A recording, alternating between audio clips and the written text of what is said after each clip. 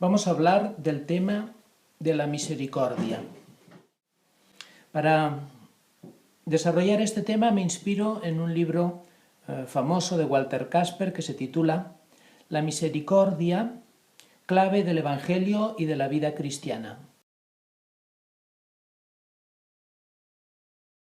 El Papa Francisco lo leyó hace un par de años, le gustó mucho este libro y también, como ya sabemos, ha anunciado el inicio del año de la misericordia en el que estamos como una gracia especial actual de Dios para toda la Iglesia.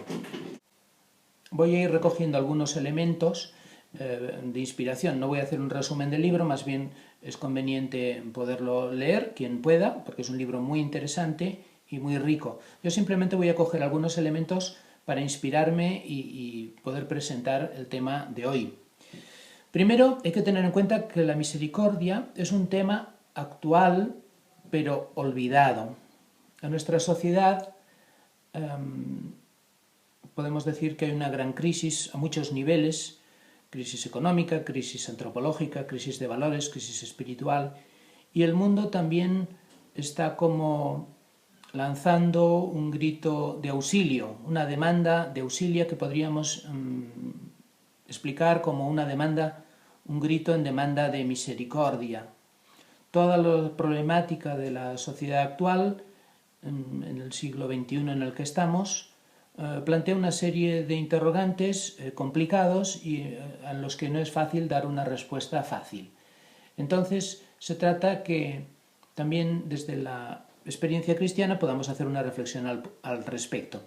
Hay que tener en cuenta que la misericordia es un tema fundamental ya durante todo el siglo XXI, pero que nos viene del siglo anterior. Por ejemplo, si miramos la experiencia de varios papas y el magisterio de varios papas, Juan XXIII, con la convocatoria del Concilio Vaticano II, él expresa la necesidad de que la Iglesia utilice ahora la medicina de la misericordia, no tanto la condena de los males de la sociedad y de los errores del mundo, sino más bien buscar una nueva línea para poder cumplir mejor la misión de la Iglesia.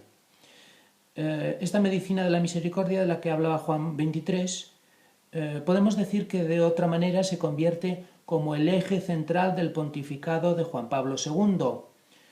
Juan Pablo II proviene de Polonia, donde se ha asistido a las tragedias del Holocausto judío, en Auschwitz y en otros lugares.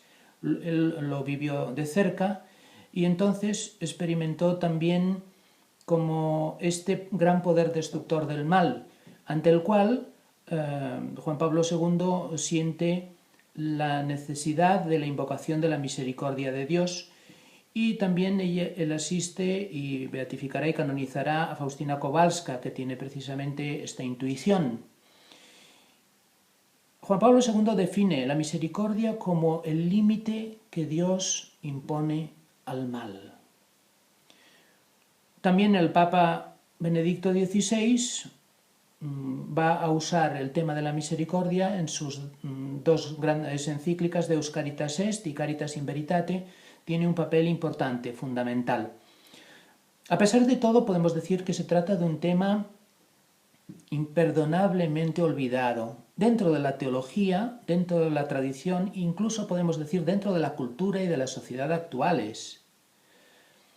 Quizá ha habido de fondo la influencia de algunos pensadores europeos, como Marx, por ejemplo, que atribuye a la religión una característica de opio del pueblo que va tranquilizando a los desheredados y pobres y humildes de la tierra para que se conformen con su situación, o la influencia de otros autores y pensadores como Nietzsche, ¿no? Que por ejemplo cree que el cristianismo tiene una moral para débiles y más bien lo que el hombre tiene que buscar es la superación de todas sus debilidades y llegar al superhombre, ¿no? Claro, con estas influencias en el pensamiento europeo no es extraño que hayamos asistido en Europa y en el mundo al auge de los totalitarismos durante el siglo XX, de diversos signos, tanto de izquierdas como de derechas, pero que no han llegado a mejorar la situación de la humanidad y que muchas veces podemos decir incluso que la han empeorado, la han complicado. Por tanto, en esta situación se abre también unas nuevas posibilidades y unas nuevas actitudes en los cuales, tanto en el pensamiento como incluso en la teología, se va redescubriendo valores como el amor, como la misericordia, como la empatía, como la compasión, a los cuales hay que acceder para poder iluminar desde dentro el ser del hombre y su situación en el mundo actual. Ciertamente, sobre estos temas, la filosofía ya había tratado ya desde antiguo. Ya los filósofos antiguos como Platón, como Aristóteles y muchos otros han ido hablando de la compasión, de la misericordia, de diversas maneras, de diversas formas. Rousseau, Kant, por ejemplo, llega a la conclusión de que los valores humanos del amor, del perdón, de la misericordia solamente pueden realizarse si tienen a su lado un fundamento trascendente, un fundamento absoluto en el cual se pueden fundamentar. Y actualmente también ha habido pues, muchos otros pensadores, también en la línea pues, el pensamiento personalista y incluso hasta la actualidad, en el que se van redescubriendo los valores de la compasión, de la misericordia. Incluso podemos decir que se trata de una realidad que no es propia solamente de nuestro mundo cultural, judeocristiano, occidental, sino que lo encontramos de diversas maneras en todas las religiones, en la historia de las religiones, de diversos modos y formas y expresiones. Por ejemplo, en el hinduismo tenemos el ahimsa, ¿no? y en el desarrollo de esa civilización pues tenemos también a la no violencia, con Gandhi. Y en el budismo, por ejemplo, pues se valora mucho la bondad como un elemento fundamental también que se tiene que aplicar a todo lo creado, a toda la creación, y que significa también una estabilidad y una paz para el ser del hombre. En ese contexto podemos poner como un punto de referencia común que algunos pensadores actuales han comentado, que puede ser la regla de oro. En 1993, en el Parlamento de las Religiones, reunido en Chicago, se decía que la regla de oro ha de tener un papel fundamental para el diálogo de las culturas, de las civilizaciones y de las religiones. La regla de oro tiene dos expresiones, una la negativa, no hagas a los demás lo que no quieres que te hagan, y otra positiva, haz a los demás aquello que quieres que te hagan a ti. Y aparece de diversas maneras en todas las tradiciones religiosas, porque no solamente, bueno, ese aspecto del amor y de la misericordia aparece en todas, incluso en las religiones judías, por supuesto, y en el Islam, donde se habla con mucha frecuencia pues, del Dios clemente, misericordioso, que hay que invocar y al cual hay que orar varias veces al día.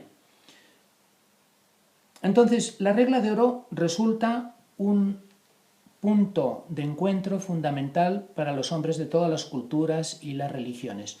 Hay que tener en cuenta que la regla de oro también hay que entenderla bien y puede ser malinterpretada, porque si hacemos a los demás aquellos que queremos que nos hagan, si tenemos una conciencia deformada o tenemos una conciencia particular, quizá le hacemos al otro lo que él no quiere. Entonces, eso habría que aplicarlo bien.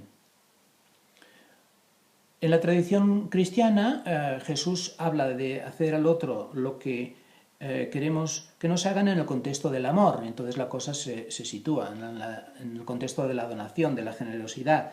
Y entonces pues ya tiene unas características muy concretas. Para empezar vamos a dar una visión general de cuál es el mensaje bíblico sobre la misericordia.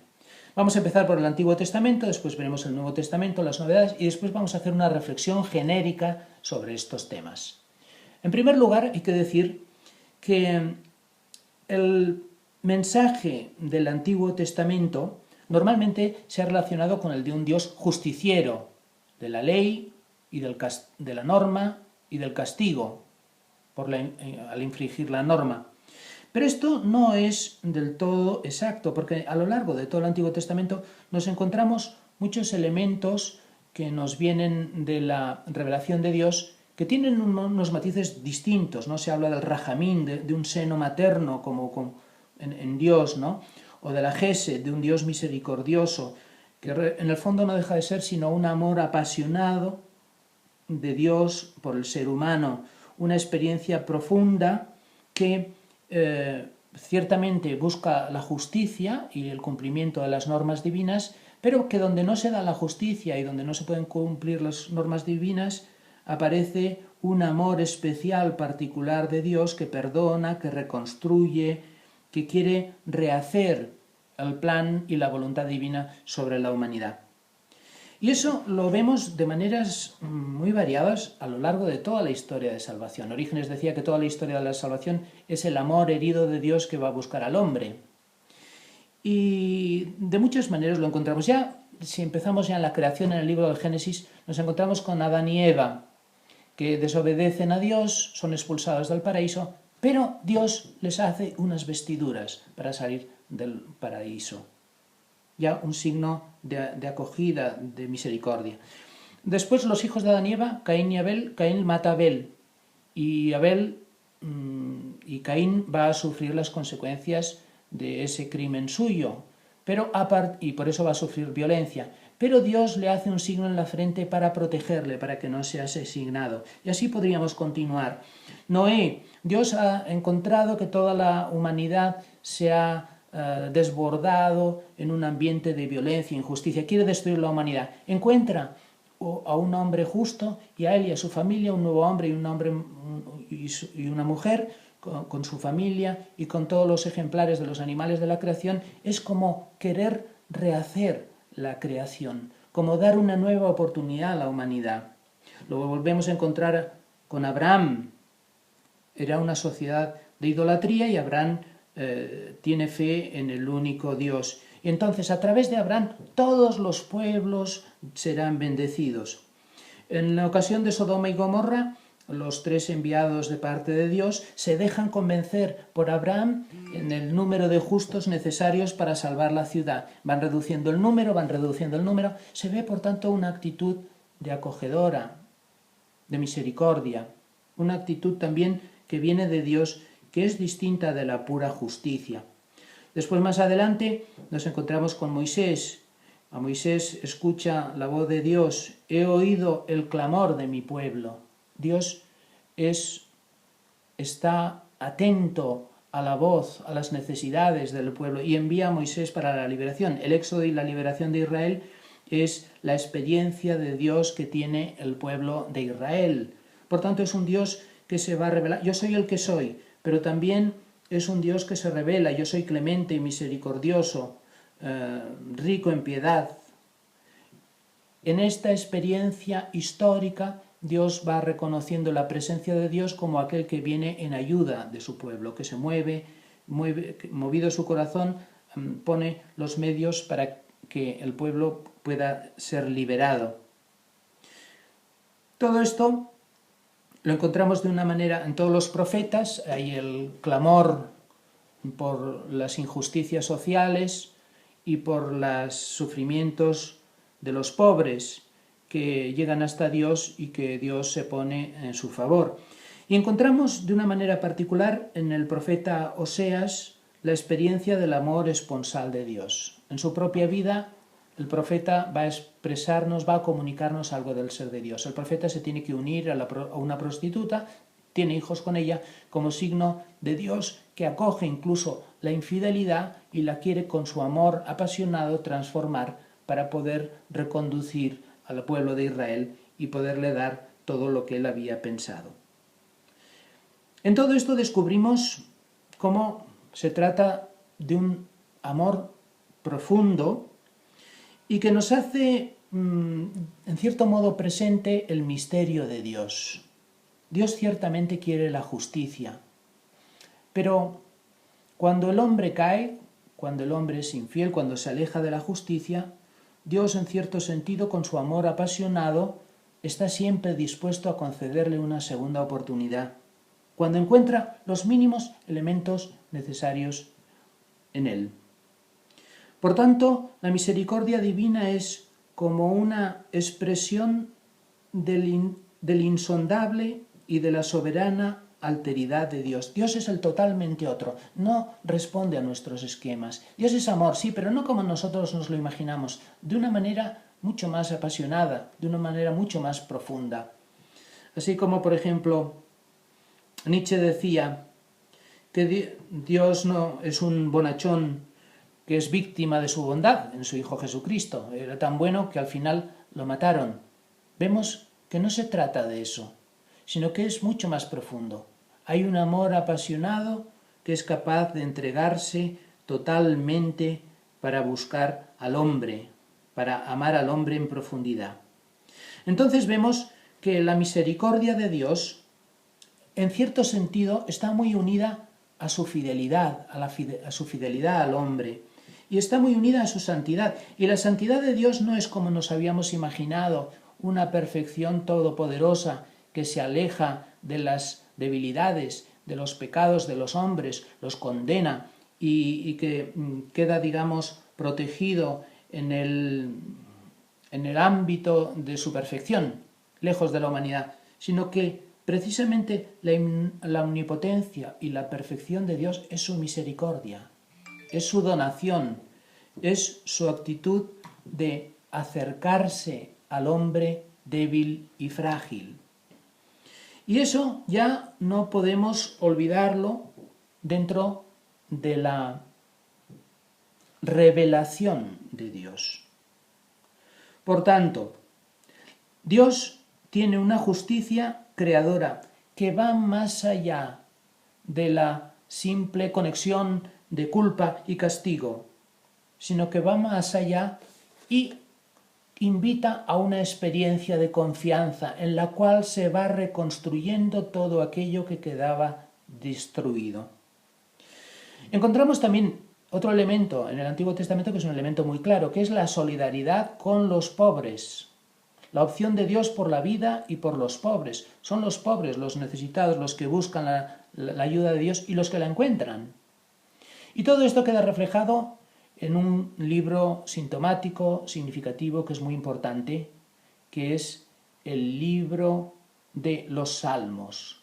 La alabanza de los Salmos es la expresión de esta relación del hombre que se acerca con fe, con esperanza a Dios y que encuentra la ayuda del Dios misericordioso, del Dios clemente. Dice el Salmo, dad gracias al Señor porque es bueno, porque es eterna su misericordia. Y otro Salmo, perdura eternamente su amor.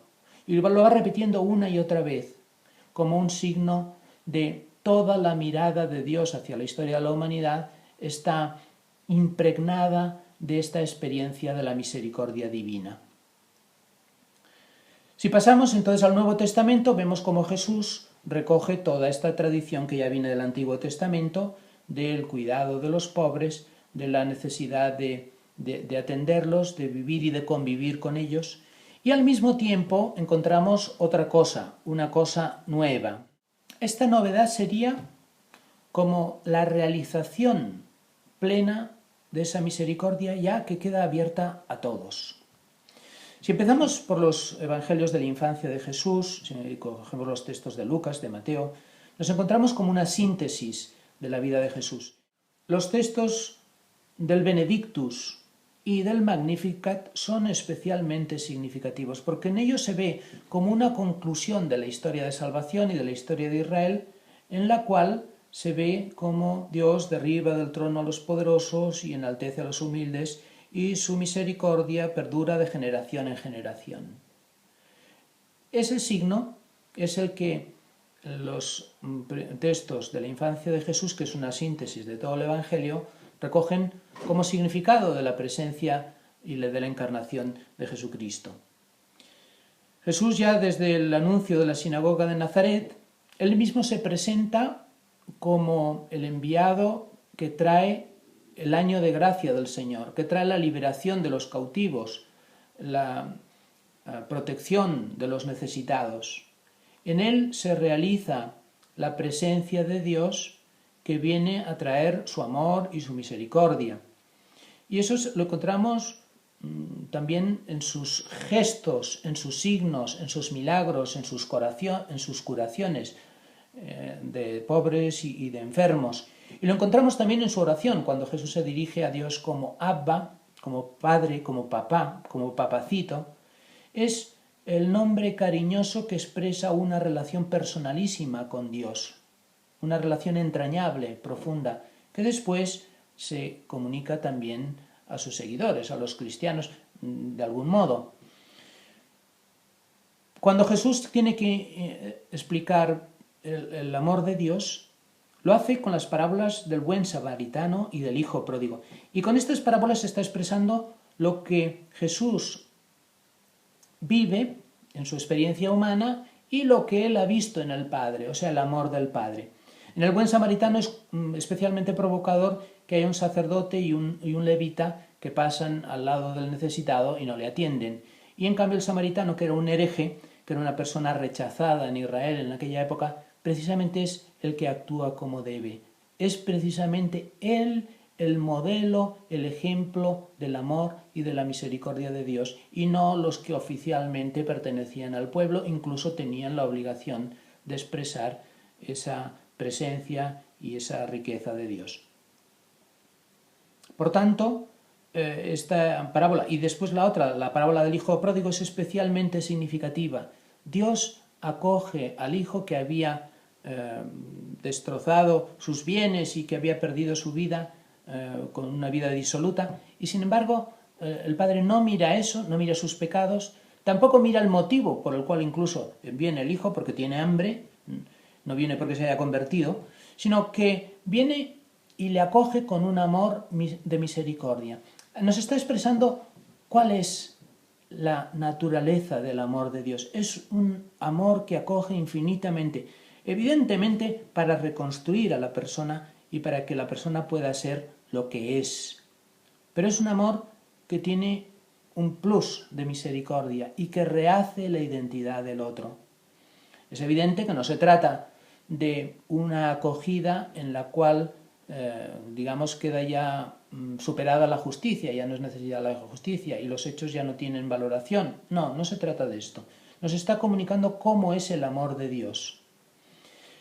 Y ese mismo amor de Dios es el que Jesús está viviendo en su relación con los pobres, con los enfermos, en sus curaciones, etc.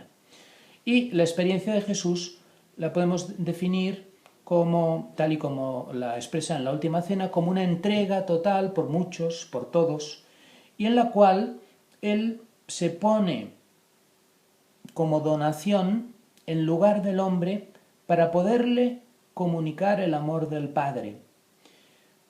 En cierto sentido, Jesús, en el memorial de la Eucaristía, asume toda la realidad humana y Él se pone, pero no para satisfacer a un Dios vengativo, sino como signo de amor, de misericordia, de donación del Padre, que el Hijo está expresando, y que quiere rehacer la unidad de la humanidad y la unidad con Dios. Es evidente que esta experiencia también después necesita nuestra libertad. No sé, ya lo decía San Bernardo de Claraval, ¿no? En la medida en que nos conformamos con el Cristo que se entrega, somos transformados. Se trata, evidentemente, de una participación. No es sin nuestra libertad que Dios nos da su misericordia. Dios nos la da como una invitación, pero nosotros la tenemos que asumir y la tenemos que vivir. Por tanto, la misericordia de Dios no está en contradicción con su justicia, sino que se trata de una experiencia reveladora del ser mismo de Dios, en la cual todos podemos entrar, participar, somos invitados. Por supuesto que la experiencia de la cruz de Jesús tiene que estar unida a la experiencia de la resurrección.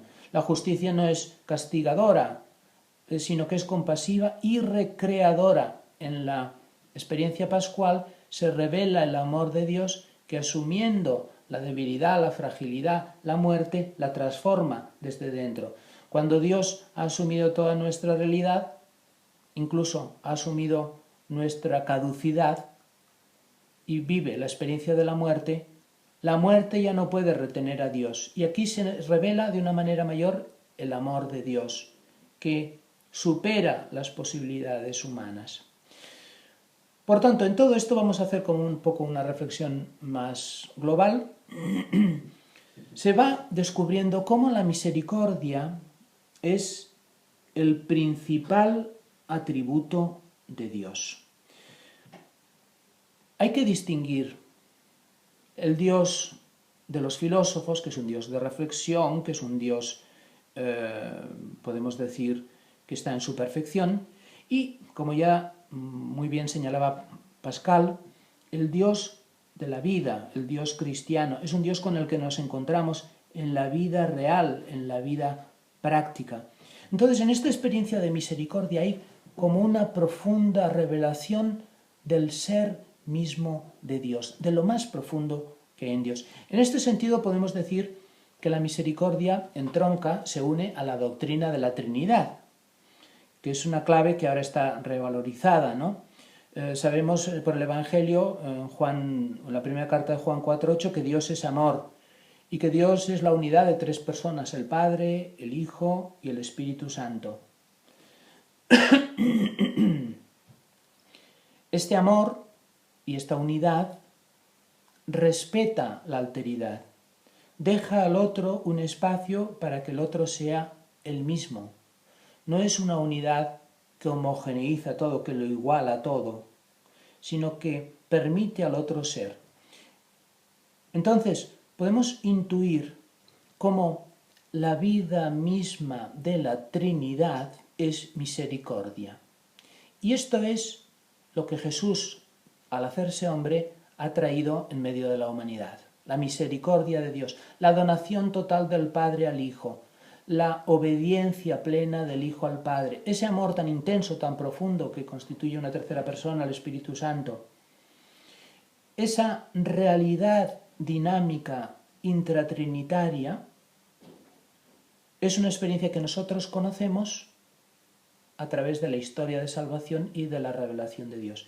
Podemos decir que la misericordia divina es la revelación de Dios, porque Jesús nos ha venido a traer aquello mismo que ha conocido y que ha vivido en el seno del Padre.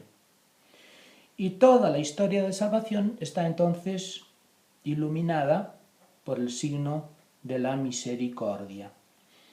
También, con el paso del tiempo, la salida de sí de la Trinidad provoca la encarnación y la revelación, es todo el movimiento de la revelación. Después, esta experiencia en el Evangelio de Juan se habla de que el Padre y yo, dice Jesús en Juan 17, el Padre y yo somos uno, y Jesús pide al Padre la unidad de los discípulos. Esta unidad de los discípulos es también una experiencia de inhabitación, de entrar dentro del hombre, y tal y como los santos han comentado y explicado, Dios entra en el interior, decía Santa Teresa, está en el fondo del alma, y la inhabitación llega un momento que es la vida de la Trinidad dentro del hombre y dentro de la mujer.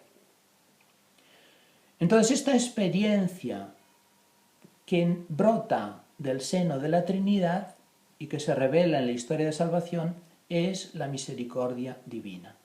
La misericordia está en el origen y en la meta, en el final de todos los caminos de Dios.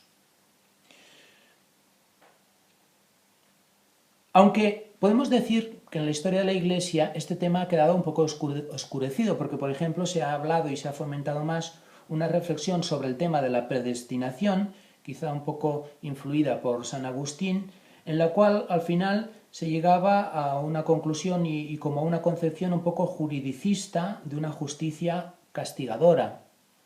Esto ha provocado en la historia de la Iglesia y en muchas personas como unas dudas y como unos miedos. Tenemos el ejemplo de Martín Lutero, y en esta situación, pues precisamente en la evolución de Martín Lutero se libera de sus escrúpulos y de sus miedos por su propia salvación gracias al conocimiento de la justicia, de la fe que le justifica. Es Dios el que justifica al hombre, entonces eso le hace superar el miedo a ese Dios legislativo y controlador que se puede deducir de una cierta reflexión que ha habido en la Iglesia.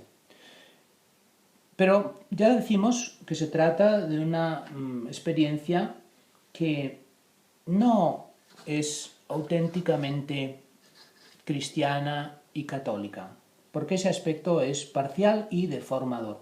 Más bien, lo que encontramos es que la misericordia divina y esa plenitud del amor divino es una posibilidad a la cual tenemos acceso los hombres y que los místicos nos lo han certificado y que nos lleva a que, por ejemplo, la misericordia regala a las personas la experiencia y la degustación de la dicha interior. Nos endereza, ensancha nuestro corazón y suscita en nosotros alegría y esperanza. Restablece el orden originario y nos concede sosiego, paz y felicidad en la medida en que nos permite degustar ya ahora anticipadamente la beatitud eterna. Dice Walter Casper. Se trata, por tanto, la misericordia es una experiencia que nos hace tener a Dios en nuestro interior y experimentar su presencia, y experimentar que la vida de Dios la podemos vivir y la podemos comunicar a los demás. Esto es un elemento fundamental. A partir de aquí podemos entender temas como el de la voluntad salvífica universal de Dios. Sabemos por la primera carta de Timoteo que Dios quiere que todos los hombres se salven. Y esto es una realidad que la tenemos ahí.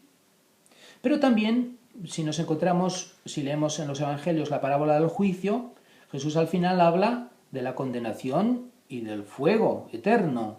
Entonces, por un lado, la compatibilización de los dos temas ha resultado a veces complicada en la reflexión cristiana. Porque si Dios quiere que todos los hombres se salven, ¿qué pasa?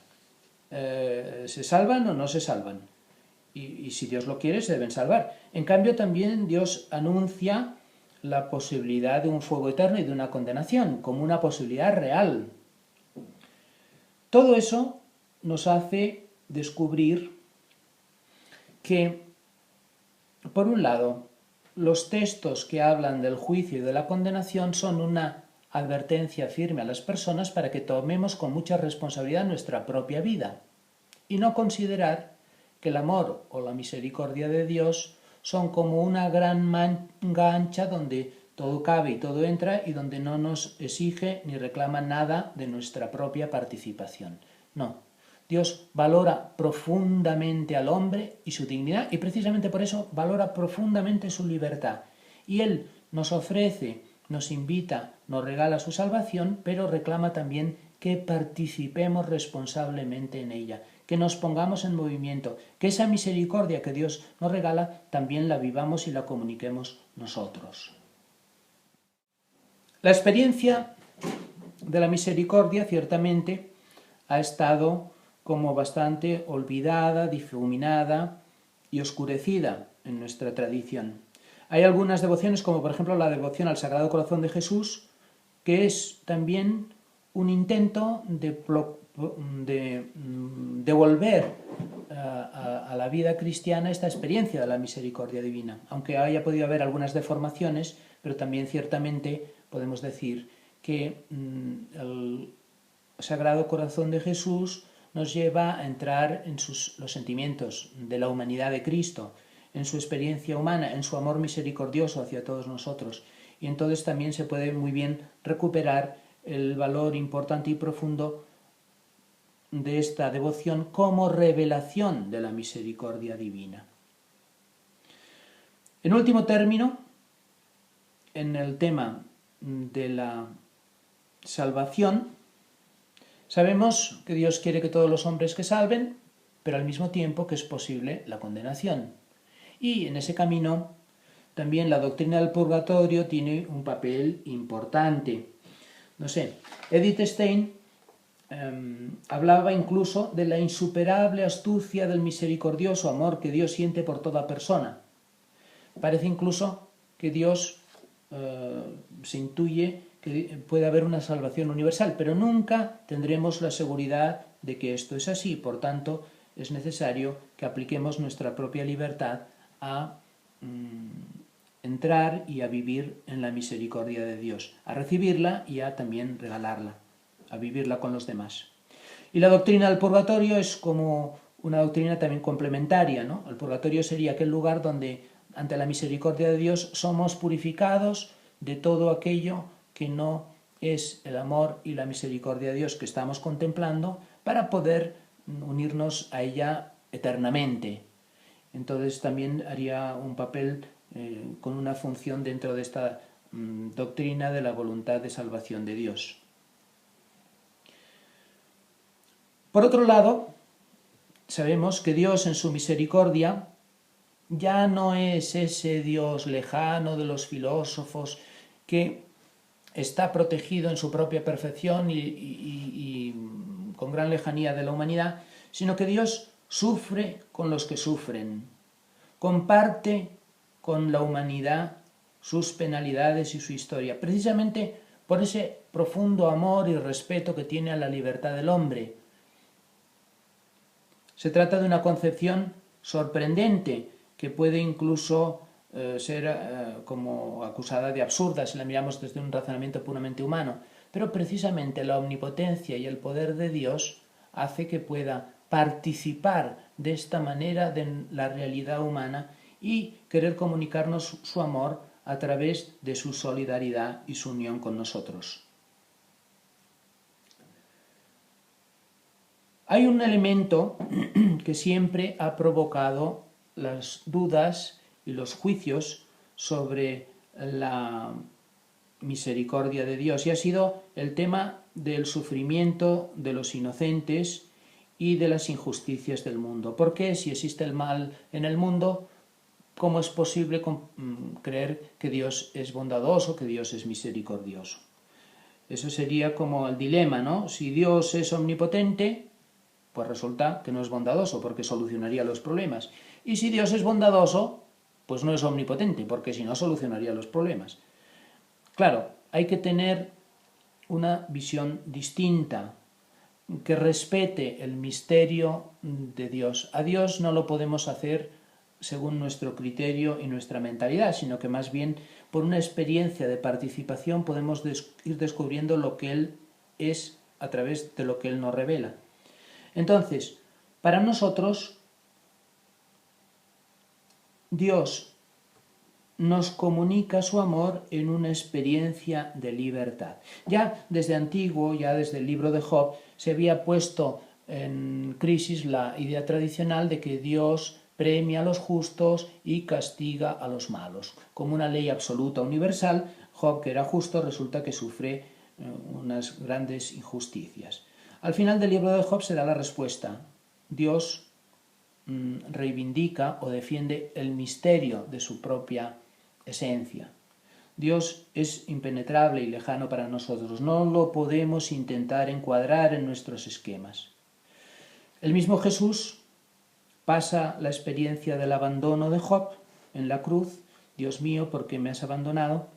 Y en su entrega confiada a Dios, en tus manos encomiendo mi espíritu, experimenta la resurrección de Dios Padre, que Dios Padre hace en el Hijo, en Jesucristo. Y en Él también a todos nosotros, y así también nos está abriendo una novedad inimaginable en un sentido puramente racional o humano.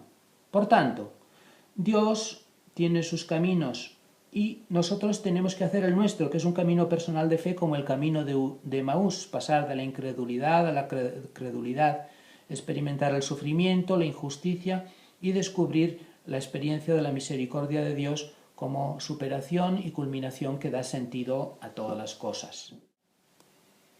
En este contexto se comprende la bienaventuranza que Jesús hace a los misericordiosos. Ya toda la tradición cristiana se centraba en la experiencia del amor. Jesús recoge toda la tradición, ya en el juicio que hace valora las obras de la misericordia. Curiosamente no valora las obras de piedad, sino las obras de misericordia son las que definirán la vida eterna. Jesús está en la tradición ya judeocristiana de acompañar, de cuidar de los pobres, de los necesitados, y en esta tradición él mismo resume la ley con el amor a Dios y el amor al prójimo, íntimamente unidos los dos. San Pablo también recoge esta tradición cuando explica que la caridad es el carisma mayor y más perfecto, el único que durará siempre. Y en la tradición de San Juan, en el Evangelio de Juan, se habla del mandamiento nuevo, Juan 13:34. Amaos los unos a los otros como yo os he amado. Y en eso conocerán a los cristianos. En este amor mutuo, pero que es el amor que hemos recibido de Dios, el amor que hemos conocido en Dios. Hay que tener en cuenta que no se trata en ningún caso de una experiencia sentimental. Es un amor que llega hasta el amor a los enemigos. Hay que perdonar los unos a otros y llega hasta amar a los enemigos. El perdón a unos a otros es evidente. Aparece ya en el Padre Nuestro, ¿no? Perdona a los que nos ofenden, perdonamos, así como nosotros perdonamos a los que nos ofenden. Y en cambio, el amor a los enemigos lo encontramos en la culmen del sermón de la montaña. Claro, se trata, bueno, y es la misma experiencia que vemos en Jesús en la cruz. Padre, perdónales porque no saben lo que hacen. El amor a los enemigos es una experiencia que supera todas las expectativas y posibilidades humanas. Nos resulta humanamente imposible amar a quien haya asesinado a una persona querida por nosotros, o a quien nos haya hecho un mal definitivo, destructor de nuestra vida. Por eso tenemos que mirar hacia lo alto y descubrir que esta experiencia del amor a los enemigos solamente se puede hacer como un amor recibido, como una gracia, como un don. El mismo amor que Jesús vive por aquellos que le condenan y le asesinan, nosotros lo podemos vivir por participación, por solidaridad, por unidad con Él, en esa experiencia de comunión. Y ese es el sentido también que tienen las obras corporales y espirituales de misericordia. Es la concreción del amor que hemos recibido. Con eso queda completamente superada la idea de la religión como un cumplimiento de las normas. Si yo cumplo las normas, ya está. Pero aquí entramos en otro capítulo distinto. También estamos fuera del amor y la misericordia con la omisión de los bienes que no hacemos, con las cosas que no hacemos. Por tanto, se trata de no omitir el bien, de concretar el bien. Por eso se reclaman las obras corporales y espirituales de misericordia. Y hay que tener en cuenta que la misericordia no solamente se ejerce con los pobres económicos, sino que hay diversas formas de pobreza, pobreza física, pobreza cultural, pobreza situacional, relacional, espiritual. Hay formas de soledad y de aislamiento que hoy son formas de pobreza de nuestra sociedad y de nuestro mundo. Y también en ellas los cristianos tenemos que ejercer las obras de misericordia y las tenemos que concretar. Con todo esto vemos que no se trata en ningún caso de la idea de un Dios bonachón, de manga ancha, que todo lo pasa, de que ya no hay leyes, de que podemos hacer lo que queramos, sino que la experiencia de la misericordia es una experiencia que, en primer lugar, la experimentamos como un regalo de Dios y después nosotros la tenemos que vivir y concretar con los demás. Es una experiencia muy exigente. La misericordia no va contra la justicia, ni contra la verdad, ni contra las deformaciones de la misericordia, una misericordia sentimental. Se trata, por tanto, de una experiencia profunda. Y una experiencia también que tiene que centrarse en la sociedad. No es una cosa puramente individual, tiene una dimensión social muy importante. La misericordia se tiene que concretar en relaciones sociales, en solucionar problemas de las personas, en acercarse a ellos. No solo ayuda individual, sino solidaridad, unirse a ellos, vivir con ellos. Es, por tanto, mucho más profunda. Por otro lado, vemos que a este nivel nos encontramos ante una situación que nos plantea un interrogante. La Iglesia muchas veces no ha sabido vivir a fondo esta experiencia del amor y la misericordia. Lo encontramos a lo largo de la historia de la Iglesia, las cruzadas, las guerras, la Inquisición, etc. Pero en cambio estamos ante una experiencia fundamental a la que solo se puede acceder por la comunión con el amor de Dios, ¿no? Por otro lado, vemos que en la historia de la humanidad no es una cosa accesoria o ingenua o sentimental, sino que a veces es fundamental, porque a veces solo con una experiencia de perdón, de amor, de misericordia, de reconciliación, solo entonces es posible poner fin a conflictos sangrientos y traumáticos, iniciar un proceso de sanación de las ofensas recíprocamente infligidas y romper la espiral de violencia y el círculo vicioso de culpa y de venganza. Por tanto, nos encontramos ante una experiencia muy importante, una experiencia a nivel social indispensable, que los cristianos tenemos que vivir. Si Jesús la vivió por nosotros y se entregó por nosotros, los cristianos tenemos que hacer esta misma experiencia en el mundo de hoy, en nuestra sociedad, a nuestro alrededor.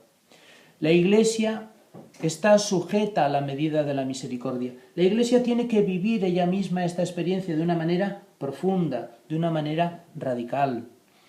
La Iglesia es sacramento del amor y la misericordia de Dios, es presencia de Dios en el mundo, pero tiene que concretarlo. Y tiene que concretarlo de muchas maneras. Hay que tener en cuenta que hoy en día la Iglesia, una de las acusaciones que recibe es que no practica lo que predica. Predica la misericordia, pero no lo practica. Por ejemplo, con los divorciados, que no se les permite asistir a la Eucaristía o tomar la comunión, mejor dicho. Entonces, la Iglesia ciertamente tiene que ser experimentada como una experiencia del amor y de la misericordia de Dios, y no como un juicio o como una condena de los defectos y de los pecados del mundo, que aunque sean así, muchas veces presentarse así ante la sociedad no ayuda para poder ejercer la propia misión de la Iglesia. Por tanto, lo que Jesús nos comunica, el amor y la misericordia de Dios, Jesús, que es la cabeza, el cuerpo, que es la Iglesia, lo tiene que comunicar a todos. Y lo hace de tres maneras. Por un lado, tiene que hacer el anuncio de la misericordia divina. Por otro lado, tiene que vivir y comunicar esa misericordia dentro de la misma Iglesia a sus miembros, con la penitencia, con el sacramento de la misericordia. Y por otro lado, tiene que extender hacia la sociedad, en una praxis eclesial y en una cultura, toda esa cultura de la misericordia para que se haga gestos, vida, actividad.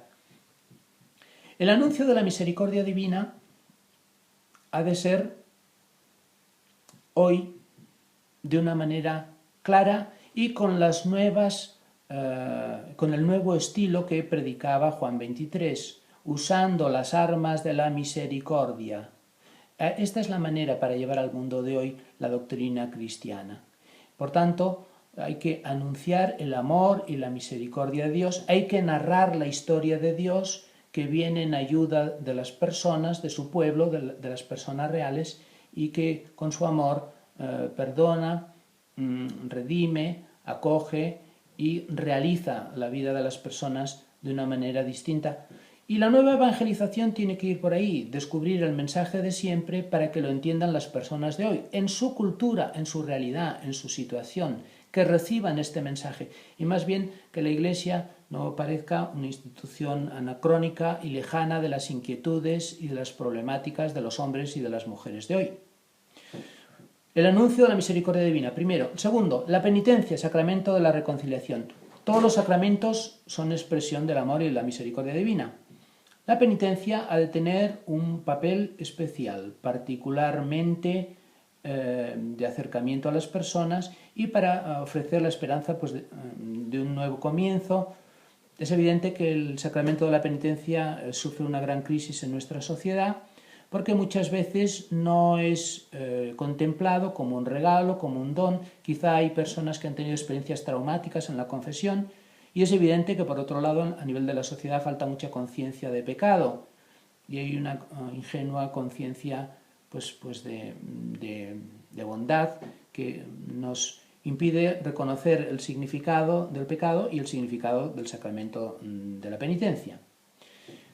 En esta situación es importante que la Iglesia pueda ofrecer con una nueva actitud de diálogo, de acogida, de respeto, de serenidad y de solidaridad y de misericordia, pueda cumplir su misión en nuestro mundo y en nuestra sociedad, con las personas que nos rodean.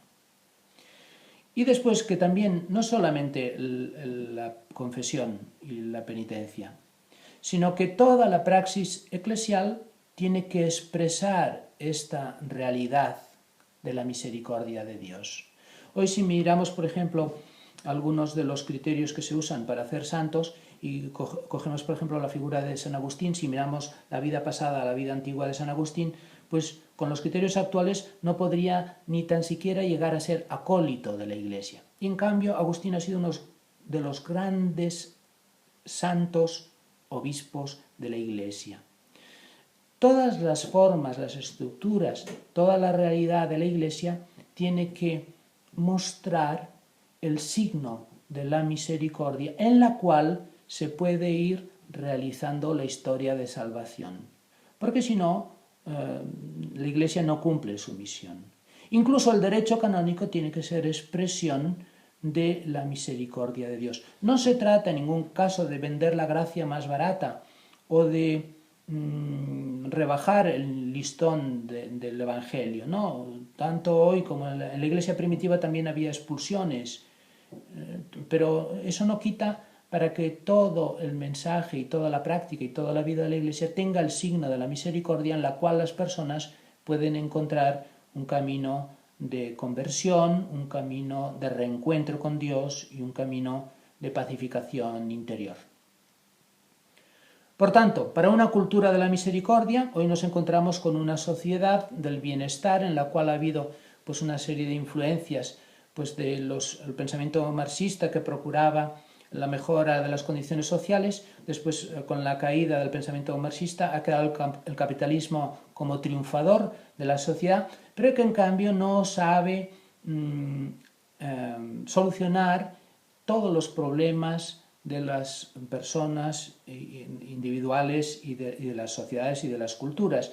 Y más bien estamos actualmente en una grave crisis económica, antropológica, espiritual. El gran peligro actual es que el materialismo histórico marxista hoy queda sustituido por un materialismo consumista, en el cual la sociedad de consumo hace un papel como de aletargamiento de la conciencia de la sociedad, de tranquilización, digamos, de los deseos y de las voluntades de las personas, pero que en el fondo se olvida y se pasa por alto una riqueza profundamente humana del hombre que solamente se puede iluminar a la luz de la misericordia. Por eso es importante que también hoy redescubramos el valor de la doctrina social de la Iglesia. La doctrina social de la Iglesia siempre se ha centrado en el fundamento de defender la dignidad humana. La dignidad humana como base y fundamento de todo. El hombre también en su libertad y después defender pues, la subsidiariedad y la solidaridad de los hombres, promover el contacto, la relación social, la colaboración, el trabajo responsable, no un Estado que vaya supliendo la iniciativa individual, sino que acompañe y que haga posible la realización humana integral del hombre en toda su dignidad. En ese sentido hay que redescubrir la dimensión política del amor y de la misericordia. La misericordia no es solamente una cosa que cada uno tiene que vivir personalmente, sino que tiene que también concretarse y realizarse en las instituciones sociales, en las actividades comunitarias y en la vida política y en la vida del Estado. Por tanto, vemos que el amor y la misericordia aporta un plus. Es significativo que, por ejemplo, hoy en Europa, estados donde se respetan muchísimo los derechos humanos, dentro, en el interior, hoy se han cerrado a la llegada de los refugiados, porque los derechos humanos de esos nuevos colectivos ponen en peligro el bienestar de nuestra sociedad. Vemos aquí el ejemplo de que podemos organizar nuestras sociedades con muchos criterios, digamos, legislativos y en busca de justicia, y que en cambio, si nos falta ese plus de la experiencia del amor y la misericordia, podemos convertirnos en tremendamente insolidarios y egoístas. Ese ejemplo concreto se aplica a todo. Siempre en la sociedad será necesario, aunque haya una sociedad con unas leyes perfectamente justas y donde todos tienen posibilidades, siempre aparecerán nuevas formas de pobreza, nuevas formas de soledad, nuevas formas de injusticia que no son detectadas. Y eso solamente lo encontramos con ese plus de relación interpersonal en el cual vivimos el amor y la misericordia con las personas que nos rodean. Y eso que tiene que ser una experiencia personal, individual, hablábamos antes de las obras de misericordia corporales y espirituales, tiene que ser también una realización institucional y social. Tanto Juan Pablo II como Benedicto XVI han afirmado que la justicia sola no es suficiente, es necesario el amor. Es necesario que los cristianos construyamos una civilización del amor. Y dentro de la civilización del amor, con ese dinamismo intrasocial para el progreso que son las obras de misericordia. Ya no como una cosa ingenua, antigua y tradicional, sino como la vida cotidiana de la sociedad para poder progresar juntos y irnos ayudando mutuamente hacia un mundo mejor.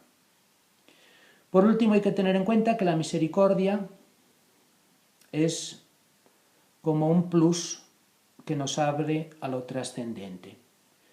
En este mundo nunca se realizará la justicia de una manera completa y absoluta. Nosotros tenemos que buscar la justicia, tenemos que promover con nuestro trabajo la solidaridad, pero el mundo actual es consumista y también hay una injusticia estructural y hay experiencias dramáticas y a veces trágicas en nuestra sociedad. Solamente el encuentro interpersonal, la donación, hace posible una reconciliación. Pero en estos momentos en los que se producen situaciones dramáticas o trágicas, es necesario un empezar de nuevo, perdonando ofensas, perdonando cosas graves que han ocurrido. Dice Casper, en ocasiones puede ser necesario perdonar graves ofensas pasadas contra la injusticia y apostar por la reconciliación. Solamente de este modo es posible romper el círculo vicioso de culpa y represalia, posibilitando un nuevo comienzo y un futuro común. A la vista de que la injusticia nunca podrá ser eliminada por completo y de que la misericordia y el amor nunca podrán ser plenamente realizados en este mundo, en muchos casos al final no queda sino la apelación a la misericordia divina. Para los cristianos, además, solo la esperanza en la justicia final escatológica y en la reconciliación asociadas a la resurrección de los muertos hace realmente vivible y digna de ser vivida la vida en este mundo. A la vista de la amenazante desesperación por un lado y del entontecimiento consumista por otro, no nos queda en último término otra salida que ver el mundo y la vida a la luz de la esperanza en la justicia perfecta y la reconciliación definitiva y persistir en ello. Por eso la invocación Kyrie eleison nunca será silenciada en este mundo y resonará una y otra vez. Acabamos. Conclusión.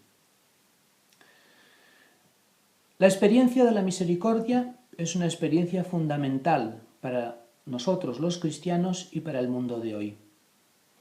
Para nosotros es la experiencia de reconocer nuestra propia fragilidad, nuestra propia debilidad, ponernos delante de Dios y recibir el amor de Dios. Sin la experiencia de haber experimentado el amor y la misericordia de Dios, no me parece que podamos amar verdaderamente a los demás con el amor que el mundo de hoy necesita. No podemos amarnos unos a otros si no hemos experimentado el cómo Dios nos ha amado, cómo Jesús nos ha amado. Pero esta experiencia es fundamental y nos hace recordar nuestra fragilidad, nuestra debilidad. Es la experiencia de los salmos. Señor, ten piedad, ten misericordia de mí. Es la propia fragilidad, pero que no se ahoga en ella misma y no se cae en la tentación del desánimo, sino que levantando los ojos hacia Dios, descubre el amor y la misericordia de Dios que nos reconstruye, que nos empuja a ir adelante, que nos hace llevar este amor hacia los demás y que de este modo ayuda a la reconstrucción de la sociedad, este mundo tan herido, tan problematizado, tan preocupado por los problemas que se le plantean. En este camino tenemos la figura de María, la Madre de Jesús, la Madre de la Misericordia. Ella que contempla en su Magnificat cómo la misericordia de Dios perdura de generación en generación, también se hace presente en nuestra vida como figura de la Iglesia, como Madre de Misericordia, para acogernos maternalmente y para, como decía en las bodas de Caná de Galilea, para indicarnos el camino de la plenitud humana. Haced lo que Él os diga. Y en este camino de amor y de misericordia nos encontramos todos. Un saludo y un abrazo para todos.